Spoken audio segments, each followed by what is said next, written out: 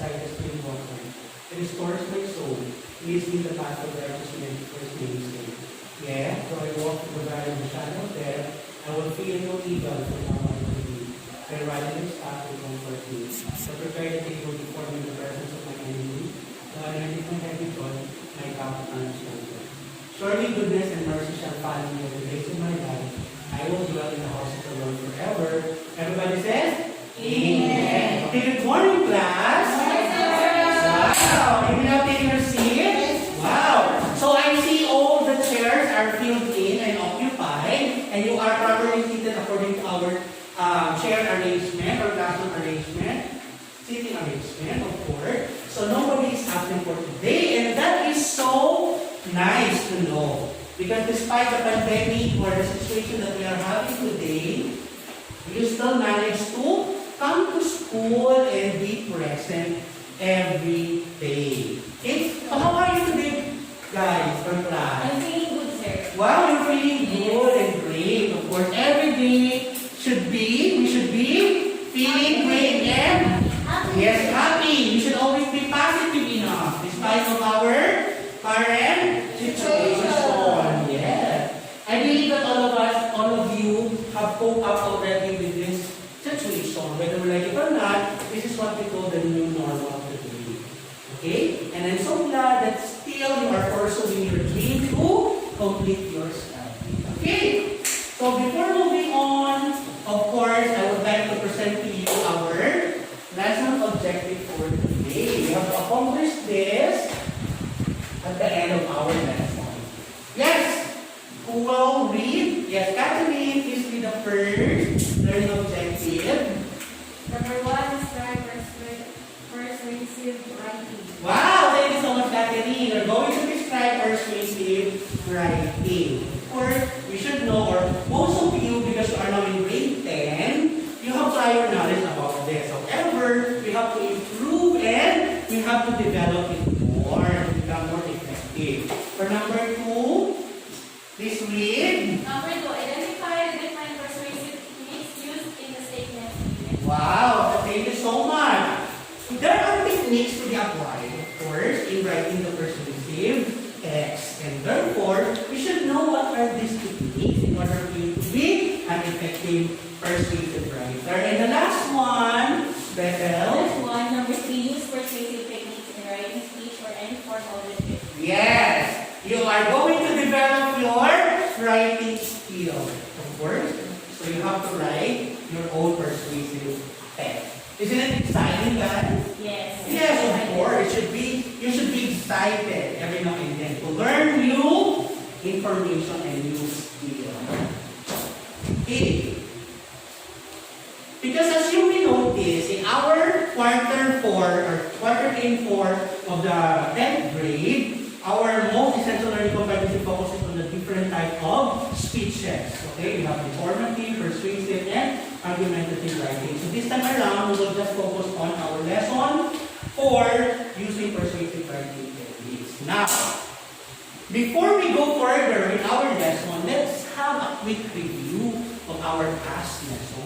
In order for us to, to connect, okay, there should always be connection. Since this quarter, we focus on the different types of fiction, so all the different types is interconnected with each other. Right, Wilma? Okay, so, I have here the first illustration, Wilma, and then you're going to identify what is this all about as our review.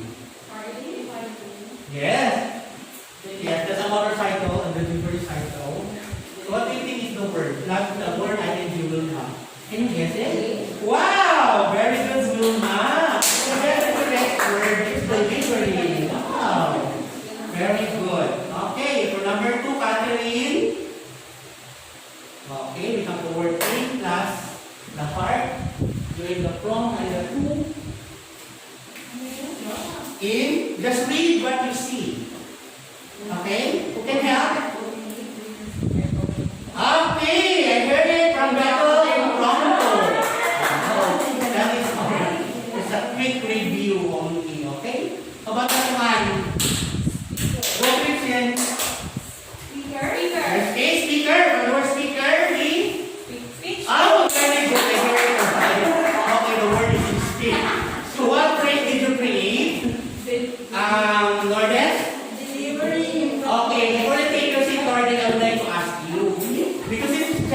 sort of review, right? So what did you still remember about delivering an impromptu speech, Lourdes? You were the one very active last time. Yes, sir. Delivering impromptu speech is, if you're going to make a speech without any, ano tawag ito, sir? Preparation. Yes, preparation. Well, very good, you mean it right, Lourdes. An impromptu speech or delivering an impromptu speech is a kind of speech wherein the speaker doesn't have any preparation at all. It's on the spot. Okay? So, but before you take this delivery of speech, you have a vast knowledge behind your brain. You have to stock all the knowledge, all the subject under the heat of the sun. You should always have the prior knowledge. Well, very good. I'm so delighted that you will remember our past lessons. So moving on, we still have another activity. This one, you're going to rearrange the scrambled letter on the screen. But before that, of course, I would like to take into consideration our classmate or your classmate with difficulty of viewing my presentation because not all of us are far-sighted. Okay, some are nearsighted, so they have to move forward. So I have provided you, or each of you, your handout. Okay, so that you can be able to get what we are talking about here. Thank you, sir. Wow, you're welcome. Okay, so please look at your handout from time to time if you have difficulty of seeing our presentation. Let's start! Okay, identify. Oh, wow! Yes! Gretchen! Wow, writing! Okay, Gretchen, why did you get it? Writing. Because we count the letters, and of course, as you see this one, the first letter that comes to your letter, yes, very good. Okay, very good. Number 2. Okay, yes, Jordan. Wow, is it technique? Yes, sir. Did you agree? Yes. Wow, very good. Okay, why do you think so, Lourdes? Because of the, I look first on the vowels. Wow. And then, Very good. Oh, very good. Lourdes, you are so really good in English. Okay, and the last one. Catherine, I know. persuasive. Okay, persuasive. Wow, you got it right. Because, what was your hint? Letters. Okay. Of course, the letter. And of course, you have analyzed it. You put, yeah. Very good. Okay. And of course, you also have the prior knowledge presenting our objective for the lesson. So now, what phrase did you create? I would like to ask for what phrase did you create? Or the combination of these words are Wilma? Persuasive writing technique. Okay, yeah. Persuasive writing technique. Now, you have the hint or idea now what will be our topic is all about. So my question now is, what do you know about persuasion? So since our topic builds about persuasive writing technique, we should unlock first, what do you know about persuasion? Okay, anyone? What is the verb? Okay, a verb that tells us to do something or to convince other people. From the root word. Persuade. Okay, correct. Or then persuade. Or infinitive, you have to add to plus the base form. So persuade or to what? To convince. I like the word. You got it. To convince. Yes. Okay. Thank you so much. And how about technique? Do you have any idea in mind? What about technique? Why do you need to apply? Or why do you need to follow some strategies or ways in order for you to become an effective writer? Kathleen? Yes. Why do you need to follow or to apply technique? Yes? In order to come up with a good writing. Wow! We all know how to write. Okay? Do you know how to write?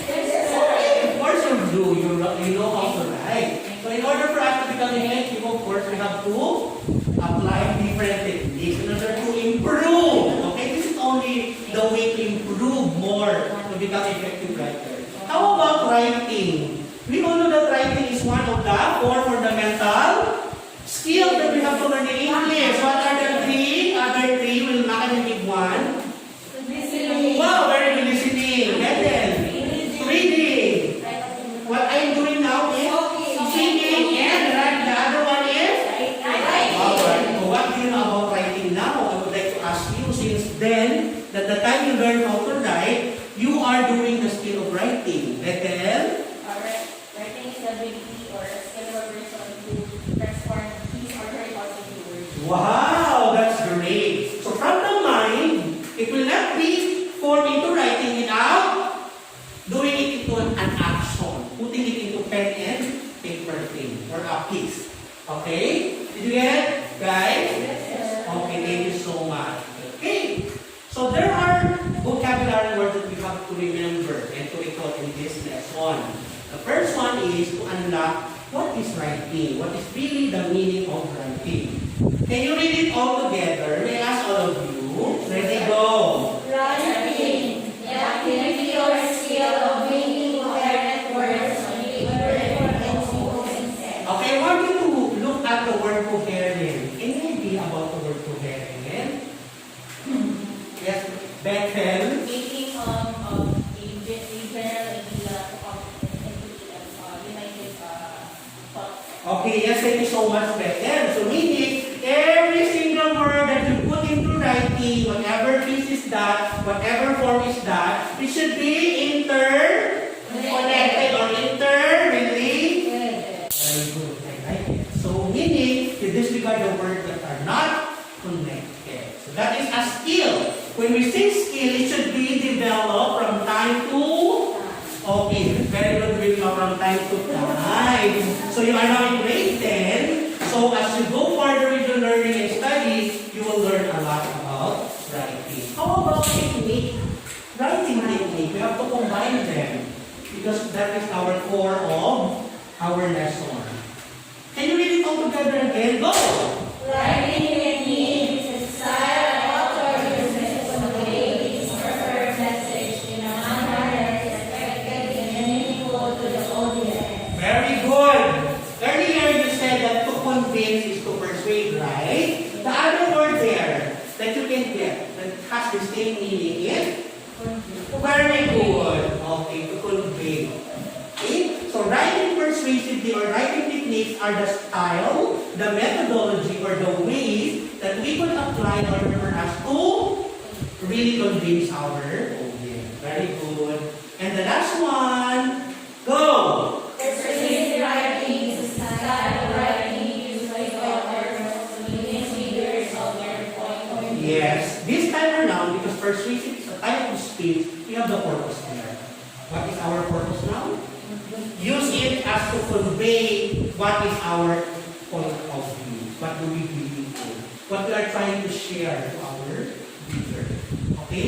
So that the readers or the audience would have a shift in thinking. Okay, whether they believe you or do not believe you. Thank you so much. Do you want to play a game? Yes. Because you like it so much. Okay? So I would like to give you now, I will group you into 3. Okay? Can you please move? Okay, group 1. Okay? To group 1. Okay, can you go together?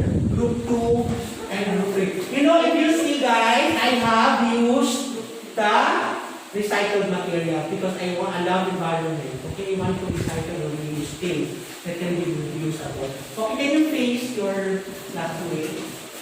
Okay, can you move a little bit forward?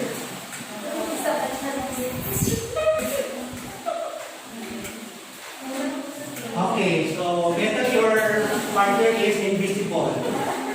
Okay, so here, before we proceed on that, of course, I would like you to look at here the structure. If you can still remember in our impromptu speech, there are 3 important parts of the speech, okay? All the speeches has this structure or part. However, they just differentiate in what? In their terminologies. Okay?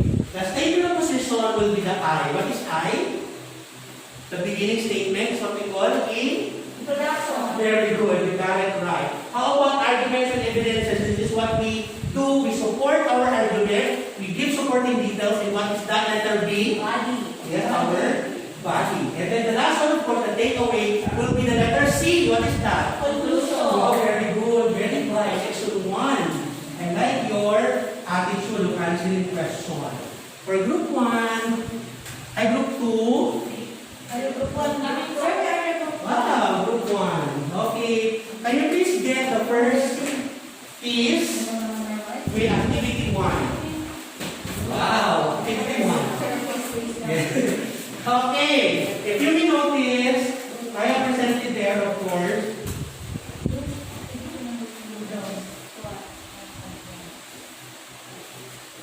Okay.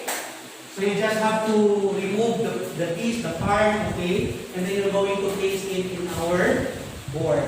Okay, so later, when you are just excited, of course, yeah, you will present it there. But before we proceed with that, let me give you now our different ways of appealing to the audience. How can we be able to appeal, or what is the purpose of persuasive speech? Now, who can read the first one? The use of? Okay, you should look at your handout so that you can read. Those who cannot read clearly my presentation. Yes, Lourdes, what is pathos? Pathos appeals to the reader's emotions in order to persuade them. Okay, in order to persuade them. Okay, very good. So meaning the purpose of writing a persuasive speech is to convince our reader through our emotion. If we are being affected by what the idea of the author is, then the appeal or the purpose is being met. Okay. How about number 2? Catherine, please read. No need to stand up. Appeals to the reader's sense of justice, the hardness of his life, the wrong of certainty, in order to persuade readers of an effectively correct choice. Very good. So now the sense of justice, meaning we're going to weigh things, whether it is right or wrong. And then whether it is advantageous or not. Then we have to decide. Okay? So ethos means ethics. Okay? And the last one is the logos, the use of logos. Yes. Logo appeals to the reader's sense of justice. It makes an argument seem like appear in rational that false possibilities or this. Wow, thank you so much. Logos means logic. It appeals to our sense of thinking. Okay. If it empowers our thinking ability, then we have to decide. Okay. Let's now proceed to the effectiveness of persuasive writing by applying a different technique. In your handout, what is the first essential technique? Lourdes, what is the first essential technique? We only have 6. Send the evidence. Yes. Okay, evidence. Give the 3. Just the 3. Not the meaning of it. Using anecdote. Yes, anecdotal evidence. And? Expert opinion and statistical evidence. Okay, I would just like you to focus on the, what we call this one, the key point. Anecdotal is for giving personal or real life experiences. Is very important. That is building the common ground. Okay, meaning, sometimes when we read a particular text, we feel that, oh, I experienced the same thing. So that is what we call the common ground. The author is targeting that in order for us to relate or to connect. Okay, and then for the expert opinion, we use citation or referencing. We borrow particular lines with this published work of an author. Okay, and the last one is statistics. Very obvious that we use data. What kind of data? In the form of? Okay, very good. Infographics, we have tables, graph, numbers, chart. Very good, Lord. Okay, thank you so much. The second one, Method. Second one is inclusive language. Okay, what can we get from this inclusive language? What does it mean by inclusive? Or the word inclusivity? Belongingness. Very good. Belongingness and togetherness using what particular pronoun? Okay? as we, you, and are. So meaning there is no one left behind. We involve each other in our text or our speech. Okay? That is the sense of belongingness. Yeah. Okay. And number 3, Wilma. The use of? Hyperbole. Okay, so Wilma use a hyperbole. Okay? Or exaggeration. It can be used for comic effect or to communicate the extent of speech. Okay, why it is a type of technique in persuasive text? Because it is what? Hyperbole. Okay, it gives exaggeration wherein it gives a comic effect. Meaning, we tend to believe. We tend to really, the author really gets our attention. Okay? Why do you think he or she is doing or putting this one? Because we know that when we do exaggeration, it means that it gives too much effect on us. Okay, number 4. We still have 3 to go. Okay? Yes. Gretchen. High modality words. High modality words imply a high level of imperative or certainty. Example as, absolutely, always, and so on. These give persuasive writing strength and conviction. Okay, why do we need to use modal verbs or words? Because it gives us the sense of certainty or the high level thinking. Okay, skill or modal. So that's why we have studied about different types of modals. Okay, obligation, modal of time. Okay, there's a lot. So there is no more higher than absolutely, right? It is indeed the highest one. Always is never once, but it is always. Should be done every day and must really be complied and do. Okay, correct. And done. Yes, the last. Number 5, Wilma. Syntax. Syntax refers to a sentence structure. It can be manipulated to give emphasis by alternating between long, descriptive sentences and short, direct ones. Wow. Phrases. Very good. So the use of phrases and other part of the word in a sentence are or should be what? Interrelated and connected to each other. It has the correct structure. When it is correct structure, because we have to apply correct grammar. The connection between the subject and the verb, or what we call the agreement of the subject and the verb, the use of different phrases. We have adjective clause, noun clause, prepositional clause, or phrases. It should be interconnected and related. Okay? And the last one, before we proceed with our exciting game is... Yes, Catherine. Number 6, certificate of science. Repeated words or phrases can be emphasis a central idea and drive home related points. Wow! Thank you so much. Why do we have to use that technique in using repetition? To give what? More? Emphasis. Very good. The word emphasis on the central idea. It is important, guys, that we repeat important details in our speech. But mostly, other authors use the word repetition. It is a sound device, particularly in poetry. Yes, then if you love poetry, you will see a lot of repetition. I. Africa, you know the poem Africa during your third, 9th grade? Africa, like Africa. Africa of proud warriors. So the word Africa is being repeated. Okay, because it is a technique. Okay? To give more emphasis. Okay, can we recall what are the 6? First one is evidence. Number 2, inclusive language. Number 3, hyperbole. Number 4, very good. Number 5, syntax. And the last one is let's play. On your board, you're going to paste the correct letter of your choice. You agree with your classmate.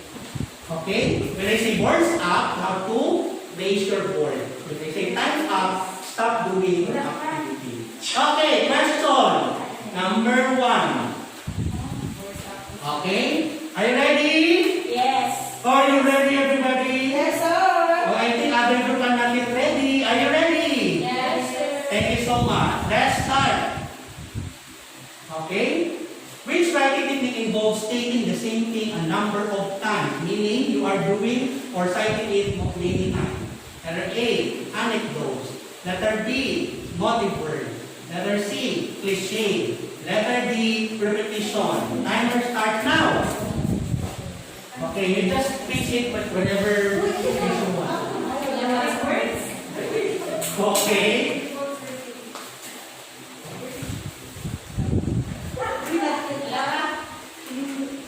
Yes. Okay, the correct answer is the correct answer is letter D.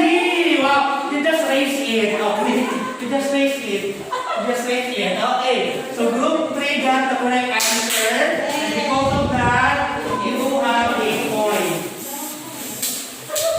Okay, you know what? You know what?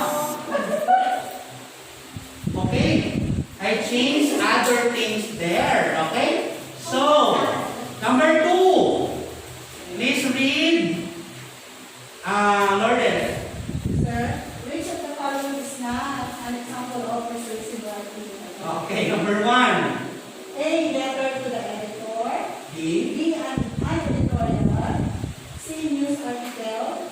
And D, an advertisement in a magazine. Okay, time up. Post your work. Okay, the correct answer is birds up. Oh, not it. Okay, 5, 4, 3. It's not. It's not. The word is not. Letter. Okay. Okay. Ready? Bird up. Okay, the correct answer is letter A. Okay. Wait, do not remove your answer. You just fix it. Okay? Yeah, you just fix it. Okay? Okay?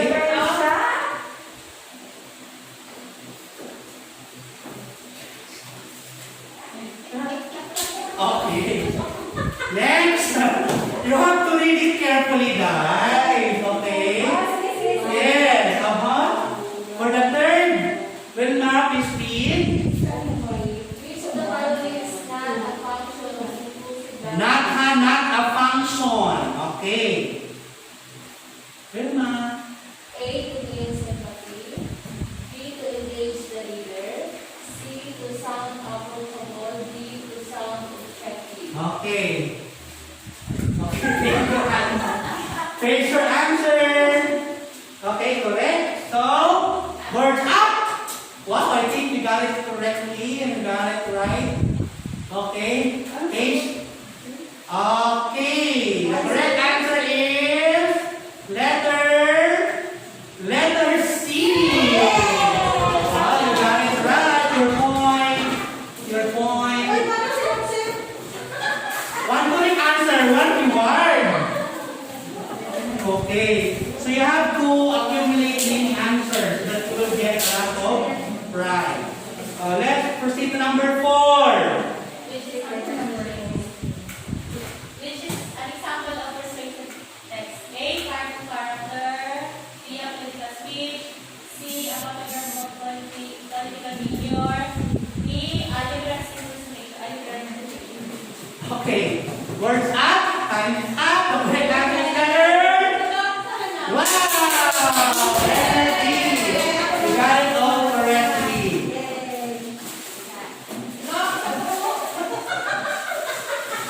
Okay. Next. Wow. Yes, of course, guys. You will be given stars representing your point because each correct answer is point. Okay, 2 points. So you have to place it there, and then we are going to. Yes, we're going to count it at the end of our activity. Yeah, so that you will have a lot of points. Okay? For the last question, I'll be the one to read it. Which way of the author's purpose aims to appeal to the reader's emotion? You only have 3, right? Okay, motion. A, ethos.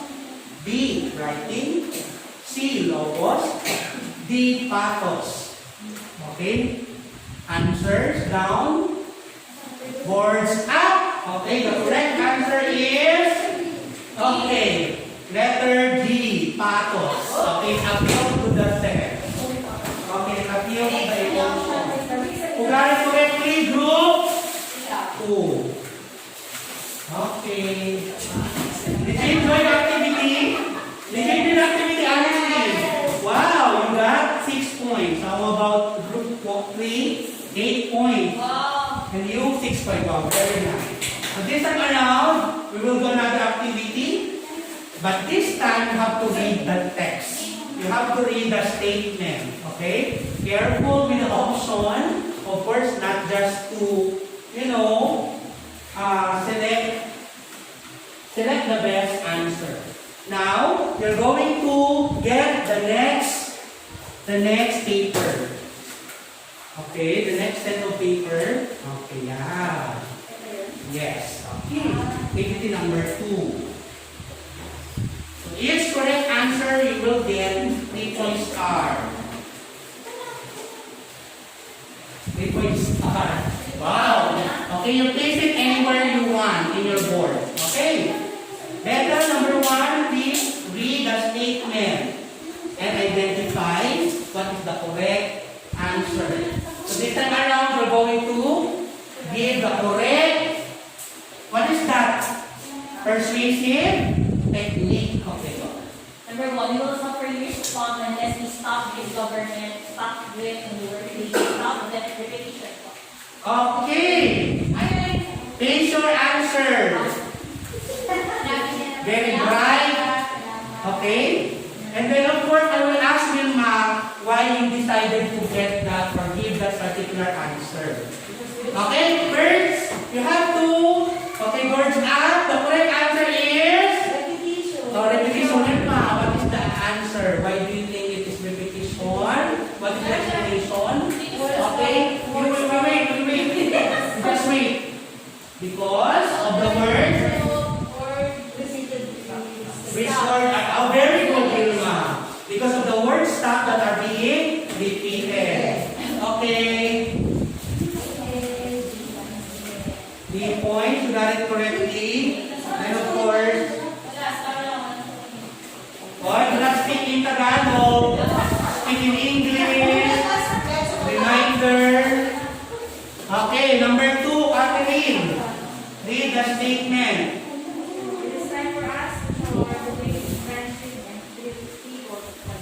Okay, it is time for us to show our belief in friendship and treat people equally. Okay, teacher, answer. 1, 2, 3, boards up. The correct answer is?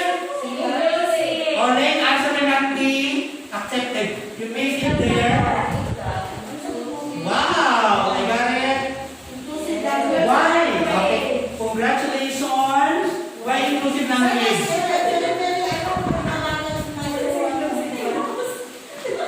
Okay, Lourdes, tell me the reason why you have decided that answer. Because of the word us. Because of the use of pronoun. Okay, and not only us. Very good. Okay. Next. Gretchen. Is that faster than the wind? Yes. What excited. Okay, boards up. Perfect answer. Okay. Wow, boards up. What's the correct answer, Gretchen? Everybody! Okay, very good. Why do you think so? You have to give me a reason. It is in the form of X. What is being exaggerated there? Oh, very good. Faster than the wind. We cannot, do it faster than the wind. But meaning, we should do more running in order for us to reach the end. Very good. Next! Everybody, let's read the text. Go! Okay, we mustn't. Inflection of must and presented by the IATF. What is that particular technique? Okay, the correct answer is high modality word. What modal is used? Okay, very good. Must not. So therefore, we should comply. Oh, wow. Yes.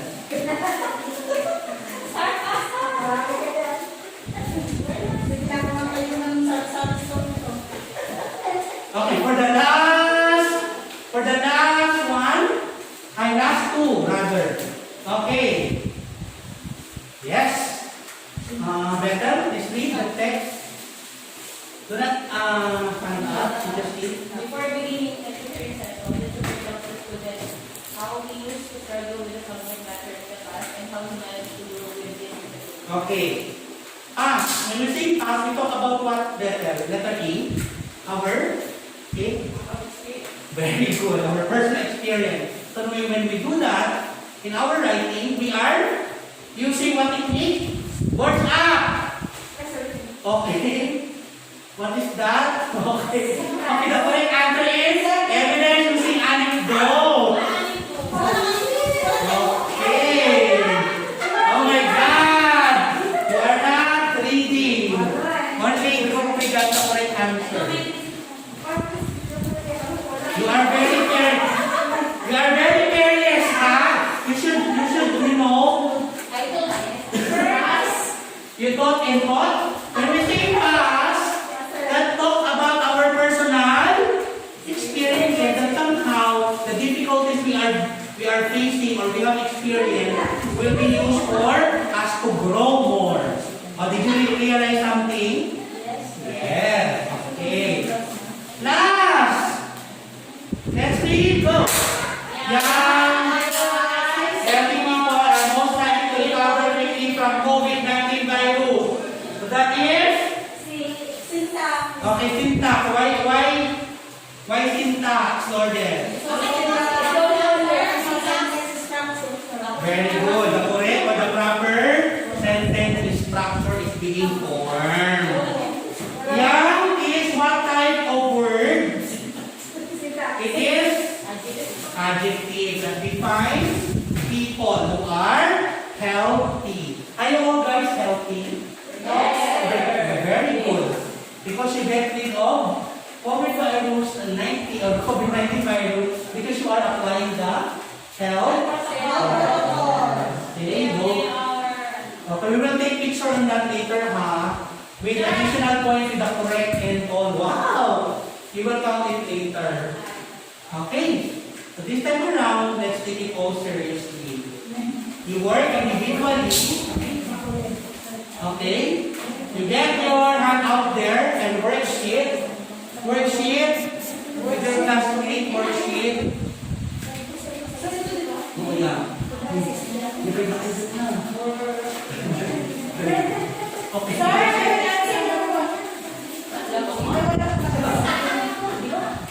Okay. Our topic is about COVID-19 vaccine.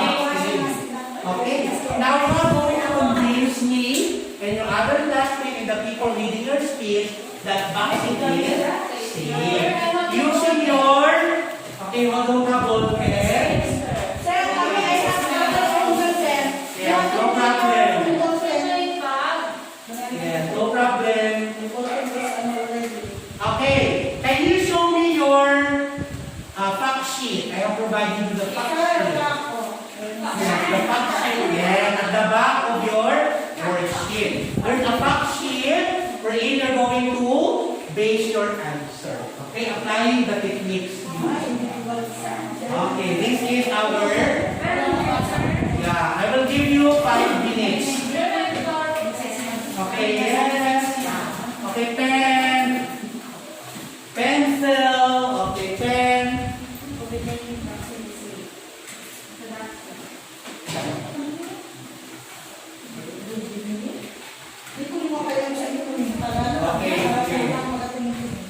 Okay, you are also provided with our rubrics in your handout for the writing rubric.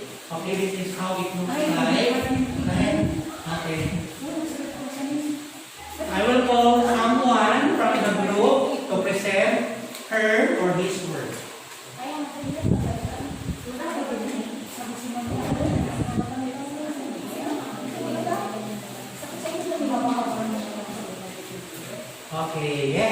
Okay.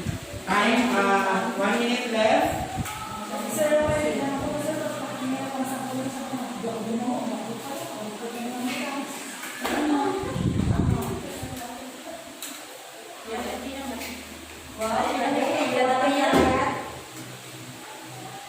Okay, I think all of you are done already.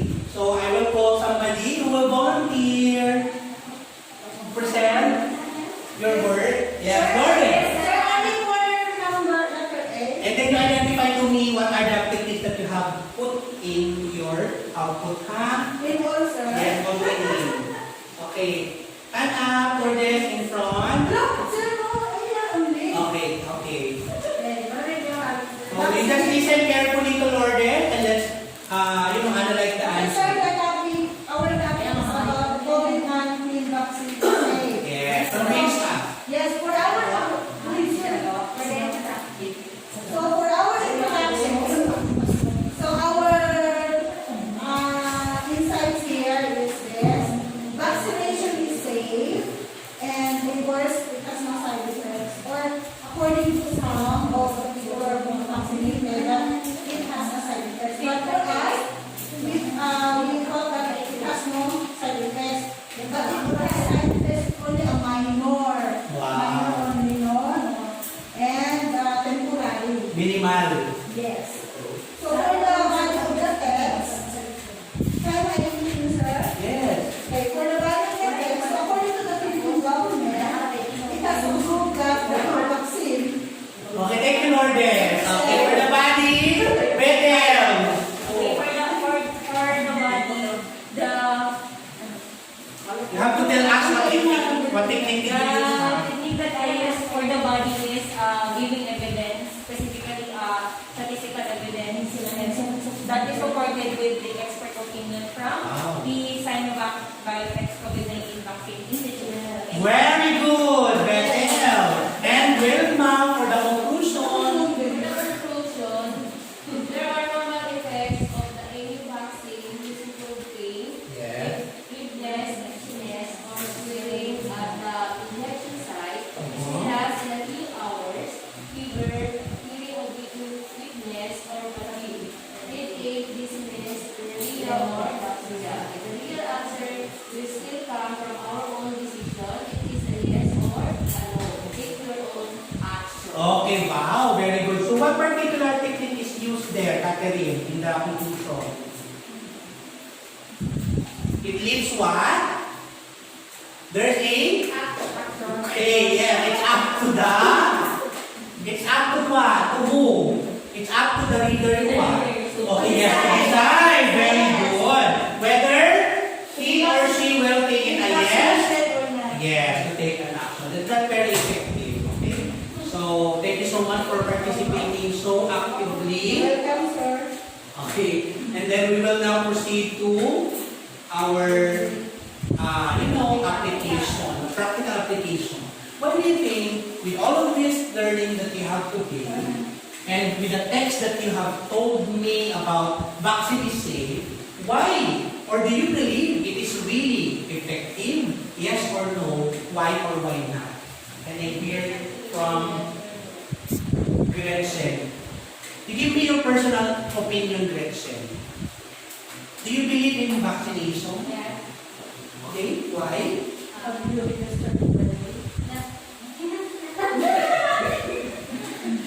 Okay. Because it can help me to not to affected by Okay, cannot be able to, get any virus. But for you at your age, as grade 10, there is no vaccine yet being formulated or produced. However, you have the idea that once the vaccine is already there, you will decide whether you take it or not. But for you, you believe it is safe based on the evidence presented in the text. Okay, for the next question, Bethel, why do you think persuasive writing is very important in you as a student? For me, persuasive writing is important because as a student, because in that way, people will know my thoughts and also in that way, I will know the things or the strategies that I will do to influence the other people Okay, so in relation to the vaccine, how would you convince your I think classmates? as a grade 10 student, I would post different positive things about the vaccines in the social media that is supported with the evidence or the statistics that is mentioned a while ago. And I would apply these strategies in persuading the people. Very good. Okay, thank you so much, Bethel. You are going to apply the skill that you have learned here. Okay? Do you have social media account? Yes. Of course. You are my friends in social media, especially Facebook. And we use that as our interaction tool for us to be able to raise our ideas and opinions. Okay? And through that, we can also convince people to believe in vaccination, applying the techniques we learned. Okay, for the last one, the one who already answered this. Have you been able to use your persuasive writing skill in time of this pandemic? Okay, so I can use this persuasive writing skill in encouraging other people to be vaccinated or keeping them safe from the virus. Very good. So that is really our battle cry right now. That we have to convince people to be vaccinated. Are you fan of watching news every day? Yes, sir. Okay, what is the rampant news today? That mostly even there are vaccines available in the Philippines already, there are still people who do not want to take it. Okay, this is now your time. Applying this particular persuasive skill that you have to convince them. Vaccine is safe, even though you are not yet allowed to take it because of your age and there is no vaccine for you yet. But you can convince your parents and other people older than you.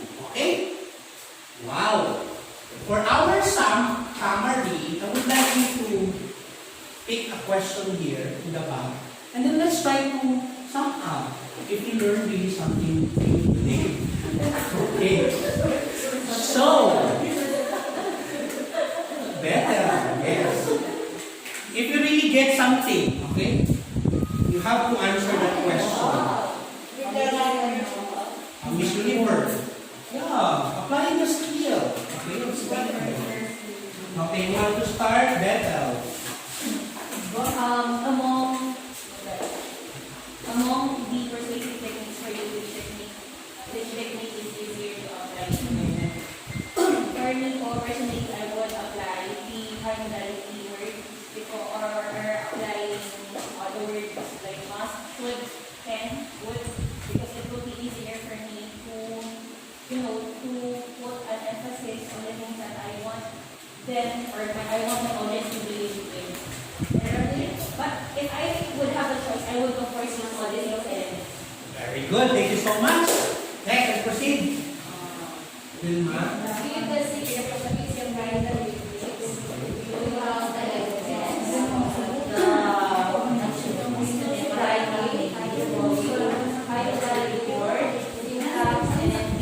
Very good, Vilma. Thank you so much for remembering those skills. Catherine.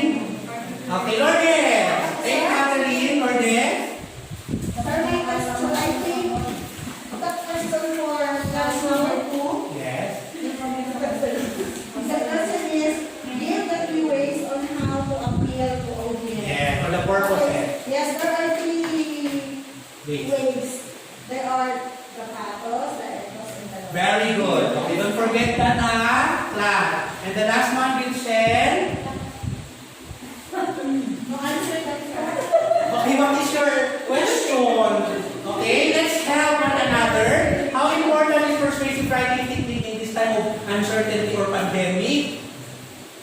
Is it important or not? Okay.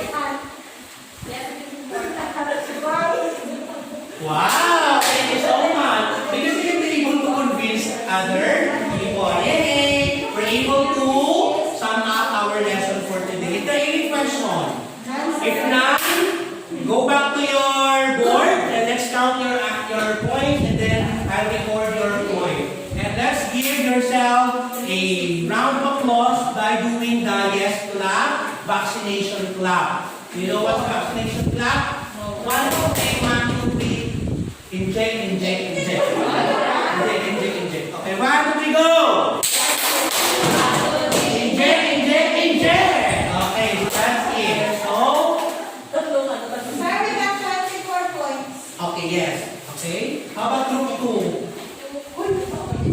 Okay. Thank you so much for giving your answer or your score. This time, go back to your worksheet for the final task. Okay? We're going to take now the quiz. Okay. There is a worksheet there.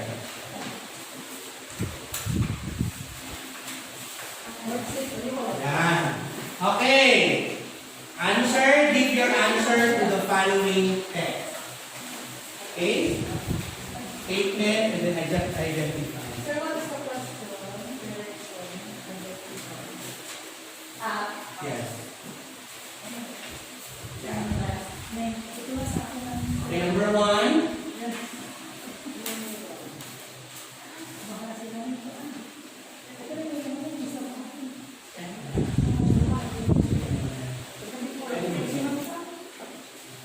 Okay, so this is your final task. I will call you one by one again to, check your own work later. Okay, applying all the skills or the persuasive writing skill and techniques. Okay. Okay, you're done? Let's check your work. Okay, thank you so much. Beta number 1, I think, yes. I think I saw a cocker. That is why Julius is there. Okay, let's try to. Repetition. Okay. Check your work. Number 1, you got it all correct? Wow, very good. Number 1 is repetition. Number 2, Wilma. Answer. Language structure, our tools give us a voice and connects us with others so that we can build and become something bigger in ourselves. That's why it is important. Okay, that's why it's important. The correct answer is, okay, the correct structure of the sentence there. Okay, correct. Then number 3.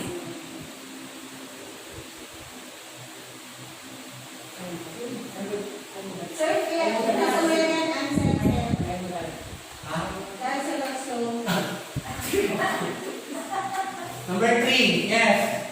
We must. Now, Act now. must act now. Okay, must is the use of I'm value word. Okay, these day children are basically born with a phone in one hand and an iPad in the other. What is that? My firstborn. Wow, very good. Got it correctly. Our mind is broken and we need to fix it. Wow. Correct? Yeah. Okay. As is stated by bumper-to-bumper traffic, we experienced it. Okay. So that is Evidence. using personal experience. Appeals to the reader's emotion. Pato. How about appeals to the reader's sense of justice? How about appeals to the reader's sense of logic? And the style of writing. Okay, 10. As your paper, okay, 10. Congratulations. Okay, 9. No more 9. Wow, you got it all correctly. Okay, bring out your journal for your extension activity. You're going to have this one. Okay? Na? Done already? Okay, in your journal, this is what your final task or performance being submitted to me every end of the quarter, right? You have to write not less than 500 words about the reflective essay or reflective writing technique that you have learned today. Start with the phrase I thought before, and then I learned what you learned today. Thank you so much. Any questions? None. So let me end this class by saying, words have power. Okay, we have to convince other people. Another one, let's read all together. We must be immutable. We must be credible. We must be very good. And get your output. Okay. So, everybody please stand up. Arrange your chair. Okay, thank you so much for your active participation. That's all for today. Yes, okay. Thank you very much. Goodbye, everybody. Goodbye, sir. Goodbye, classmates. Goodbye. Okay.